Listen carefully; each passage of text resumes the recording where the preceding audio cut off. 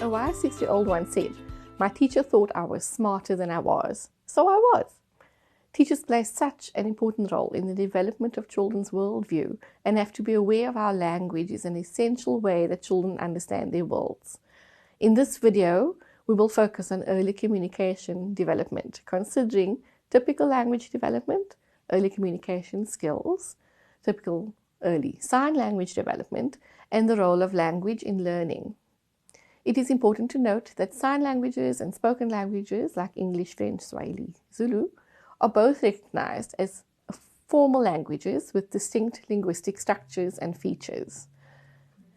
In 2016, the World Health Organization revealed that 466 million people live with disabling hearing loss worldwide. 32 million of these people are children.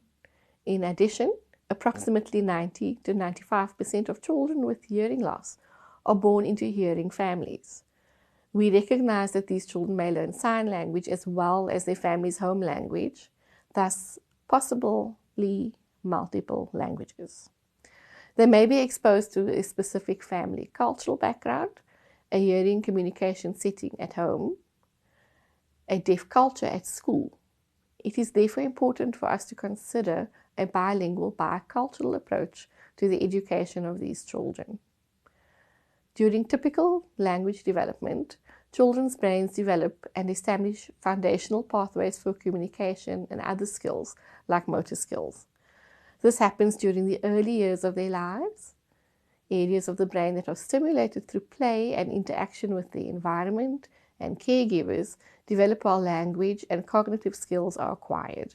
For example, the signing child using vision to access language has a bigger visual cortex than the verbal or oral child using the auditory pathway to access language. Children with hearing loss acquiring spoken language will use both auditory and visual pathways to access language centers and acquire verbal language. Those children acquiring sign language will use visual pathways to access the same language centers and acquire sign language. Recent studies have shown that there are no significant differences in the cortical language centers for signing and verbal children. Studies show that language learning is based on the experiences of the child. The language emerges from the natural interactions between caregivers and their children. Any form of language consistently used around the child will provide the input needed to the brain to learn the basics of communication. Language is not specifically taught. Hearing children are exposed to language in their everyday different listening environments. They are able to hear conversations between their caregivers, peers, and teachers. They are also exposed to spoken language on the radio, TV, and music. Exposure to this language-rich listening environment allows hearing children many opportunities for incidental language learning that deaf and hard of hearing children do not have. However, when immersed in a rich visual environment which includes the regular use of sign language, a deaf child will also develop language and communication typically. So, to learn spoken and/or sign language, children must hear or see the language and have experience of language used for communication. The more opportunities the child has to interact with other language users, the more linguistic input they are able to analyze and learn from.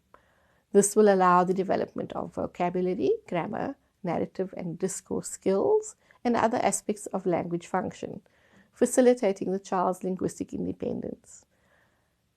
Early language stimulation remains one of the best predictors of later vocabulary, reading, and mathematical skills because it sets the child on track to develop a strong language base.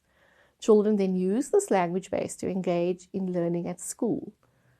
A language base, whether signed or spoken, is used to acquire further cognitive skills. Early communication skills are mostly nonverbal for all children. Children use their vision, touch, gesture, and vocalizations to make request or protest, establish joint reference and joint attention, and engage in joint activities. These skills may be shaped to develop a language base, sign or spoken language, and cognitive skills. Researchers have suggested that children have a critical period for language learning, which is from 0 to 3 years old. In this time, typically developing hearing children acquire language comprehension and expressive language so that they can use their communication abilities to learn. If language is not acquired during this time, intervention is needed, and after 3 years of age is usually focused on addressing language delay. This brings us to typical early sign language development. Deaf children of deaf mothers typically have age-appropriate language levels at 18 months compared to children who have hearing loss with hearing parents. These signing children have acquired enough sign language comprehension and expressive language by 18 months to use their language base for learning. Linguistic research shows that early exposure of deaf children to sign language will allow the brain to more easily become bilingual and permit later academic success due to the development of the appropriate brain structures. American Sign Language, or ASL studies, indicate that babies under 10 months already respond to ASL visual phonology. Further research studies confirm that early exposure to sign language increases cognition and executive function skills, which are critical for memory and attention to language input. Importantly, those deaf children who have a strong sign language foundation also have a better development in both spoken and written language. It is clear from the research that early exposure to full accessible language is vital for all later academic development. Conversely, research also shows that hearing loss with no intervention will result in delayed language development, social isolation, academic underachievement, a higher risk for injuries, and increased poverty.